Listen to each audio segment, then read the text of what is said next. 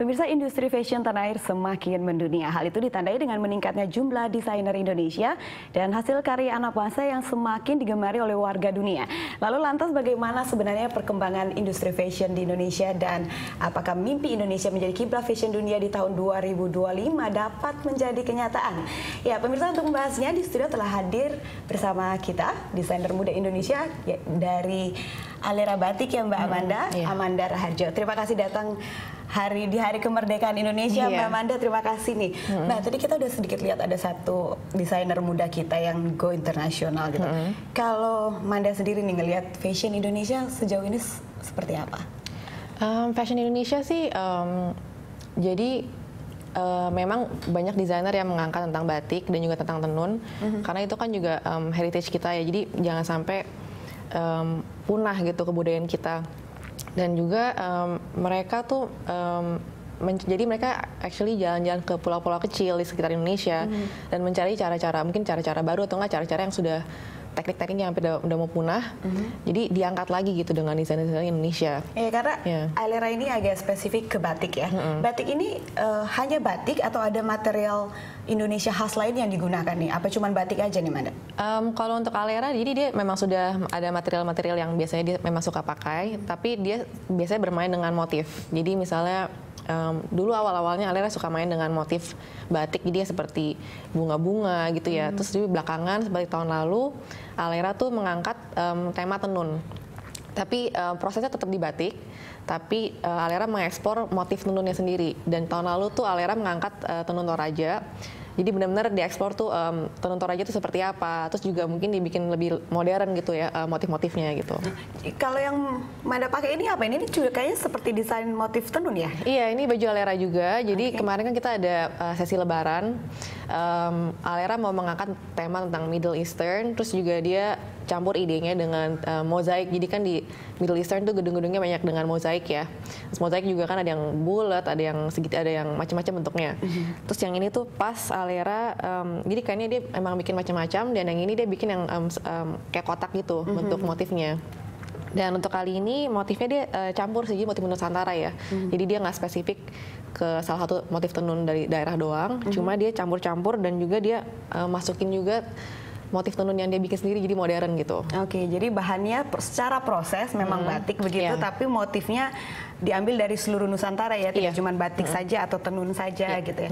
Terus Mbak ngelihat batik di Indonesia sekarang gimana? Akhir-akhir ini sudah lebih diterima tampaknya ya. Dulu kayaknya orang tidak terlalu bangga menggunakan batik, sekarang sangat bangga apa bagaimana sejauh ini? Saya ngeliatnya juga, maksudnya untuk anak-anak generasi saya gitu ya, masih generasi muda, kayak juga mereka bisa lebih terima dengan batik, jadi lebih pede juga pakai batik gitu ya untuk acara-acara. Dan juga kadang-kadang teman saya juga yang semua saya suka nanya kayak, aduh nanti saya buat kerja hari Jumat saya mau pakai batik dong, kan biasanya kalau ke kantor suka pakai batik gitu ya. Jadi menurut saya sih awareness generasi muda tentang batik sih udah mendingan sekarang ya. Jadi anak-anak juga mau pakai batik, misalnya untuk juga kadang-kadang ada yang minta dibikinin baju batik untuk pergi ke wedding gitu ya. Jadi juga mereka lebih aware tentang batik dan juga mereka mau pakai keluar gitu. Misalnya mau pakai untuk acara-acara juga gitu. Lebih bangga lah ya menggunakan produk bangsa sendiri. Kalau di mancanegara melihat batik seperti apa ya? Maksudnya mereka sangat antusias kan melihat material batik Indonesia dengan motif-motifnya. Apa mereka biasa saja? Antusiasisme mereka dari mancanegara Anda lihat seperti apa? Saya bilang sih karena kadang-kadang kan orang nggak gitu mengerti ya sebenarnya batik tuh prosesnya gimana gitu kan. Jadi mungkin orang-orang yang sudah mengerti dari luar, yang udah ngerti tuh kalau batik tuh prosesnya susah dan juga masih handmade semua. Jadi kadang-kadang tuh bisa mungkin mau di-copy lagi nggak persis sama gitu. Jadi mungkin orang-orang yang udah mengerti tuh bisa appreciate kalau batik tuh memang bikinnya susah. Jadi juga maksudnya masih handmade, jadi nggak pakai printing gitu. Jadi juga mereka bisa apresiasi nilai kemanusiaannya gitu loh. Jadi masih benar-benar bisa one of a kind, mungkin benar-benar nggak ada dapat lagi di tempat lain gitu ya.